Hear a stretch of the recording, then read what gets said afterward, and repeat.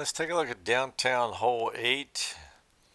My play off the tee is to take the accurate windbreak musket, slide to the left, pull the chevrons down, and then I'm going to adjust the release angle based on the wind. A little one wind out of the right. It's not going to require much, so probably a half a disc worth of anhyzer, with the goal being just to get in the middle somewhere or even to the left here of this first fairway. You just don't want to be to the right because then you get pinched off. And then the second shot is your big bomber of choice.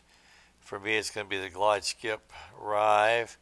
And there's an area about here, about so, that is relatively free of obstacles. There's a couple things you could hit. There's a bench and a trash can.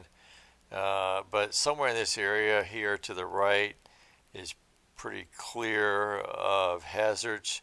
And so give it just a little bit of anhyzer just to make sure it stays over there to the right. And usually ends up pretty good there. That's a nice shot. It's going to probably skip off this fence a little bit and leave you with a putt. Yep. So that's pretty standard play for that hole. You could do it one more time. The only thing you have to adjust for really is the wind off the tee. Here we got 3 from the left, so I'm just going to go straight back, I think, pretty much. Because like I say, you want to try to end up in the middle ideally. Like that's pretty good.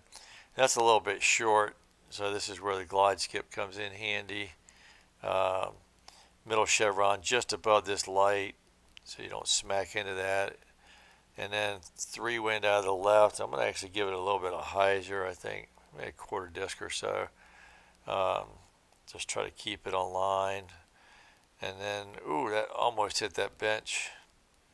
Caught a little bit of cabbage and almost caused me to come short.